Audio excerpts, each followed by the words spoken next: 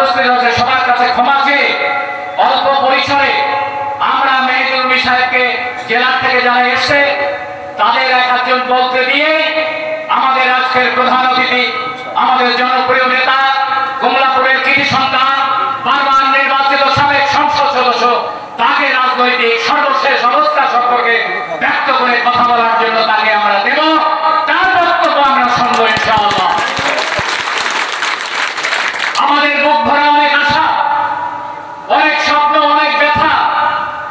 আজকে যারা দীর্ঘ 14 বছর ধরে কেসের আসামি হয়ে কাঠগড়ায় দাঁড়ায়, কাঠগড়ার উপরে 16 বছর আমরা যখন আমরা কোর্টে হাজিরা দিতে যাই তখন এই পাশে একজন সিপাহী দাঁড়ায় থাকে, একজন মহিলা সিপাহী দাঁড়ায় থাকে। কাঠগড়ায় না দাঁড়ালে ধাক্কা লেগে যায়। এই আমরা চোরের আসামি, আমরা ডাকাতি কেসের আসামি, আমরা মার্ডার কেসের আসামি, আমরা নিম্নমানের সমাজের লোক, আমরা মুসলিম বংশের লোক এরকম মনে করে আমাদের সাথে আজ 16 বছর কোর্ট প্রাঙ্গণে এরকম ব্যবহার করা হয়েছে। মনে অনেক ব্যথা, মনে অনেক দুঃখ, অনেক যাতনা, প্রতিহিংসার আগুন আমাদের মনের মধ্যে সুপ্ত করে রেখেছি। সেই প্রতিহিংসা বাস্তবায়ন করার সময় এখনো আসেনি। আমরা আজকে আল্লাহর ইশারা, আল্লাহ ছাড় দেন কিন্তু কাউকে ছাড়েন না একটা পর্যায়ে।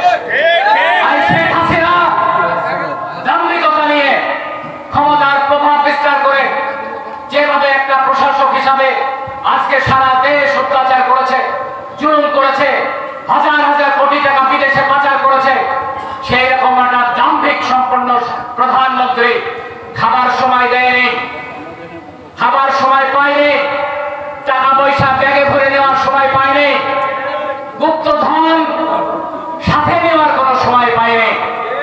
তাকে নির্দেশ করা হয়েছে এখনই পদত্যাগ পত্রে সই করেন, হেলিকপ্টারে ওঠেন, যেখানে খুশি আপনি সেখানে চলে যান। এই অবস্থার আল্লাহ তাআলা তাকে বেইজ্জতি করে ক্ষমতার থেকে নামায়ে তাকে বেইজ্জতি করে দেশ ত্যাগ করতে বাধ্য করেছে। সব আল্লাহর ইচ্ছা। রাজাকে প্রজা বানাতে পারে কে? আর প্রজাকে রাজা বানাতে পারে কে? সেই মহান রব্বুল আলামিন জনগণের মনের ব্যথা, দুঃখ, বেদনা বুঝতে পেরে আজকে এইরকম বেইজ্জতির ভিতর দিয়ে শেখ হাসিনাকে পতন করানো হয়েছে। সবই আল্লাহর ইচ্ছা। আল্লাহর কাছে লাখো কোটি শুকরিয়া আদায় করি। আমি আপনাদের কাছে বিনয়ের সাথে নিবেদন করতে চাই, এখনো আমাদের অনেক সময় পার করতে হবে। আমাদের এই এলাকা সহ সারা উপজেলায় আমাদের ব্যবসায়ী মহল, হিন্দু সমাজ, আমাদের মুসলমান সম্প্রদায়ের সমাজ কেউ প্রতিশোধ, ব্যক্তিগত সম্পর্কের অবনতির কারণে কেউ প্রতিশোধমূলক আচরণ ব্যবহার এখন করবেন না। সেই সময়টায় আমাদের দ্বার প্রান্তে আসেনি। এখন অন্তর্বর্তীকালীন সরকার, আপনারা লক্ষ্য করছেন অন্তর্বর্তী সরকার প্রতিটি পদক্ষেপে আমাদের অনুকূলে যাচ্ছে। সেই কারণে আপনারা অপেক্ষা করেন, আগামী কিছুদিনের মধ্যে নির্বাচন ঘোষণা হবে। এই নির্বাচন পর্যন্ত আমাদের অপেক্ষা করতে হবে। যখন বাংলাদেশে নিরপেক্ষ নির্বাচন দেবে এই সরকার, তখন আমাদের প্রাণের নেতা, আমাদের প্রিয় নেতা, বারবার নির্বাচিত সাবেক সংসদ সদস্য ম্যাডামের উপদেষ্টা, আমাদের আত্মবিশ্বাস খোকসা কুমারখালী ৭৮-৪-এর মনোনয়ন শহীদ মেহেদি আহমেদ রুমি পাবে।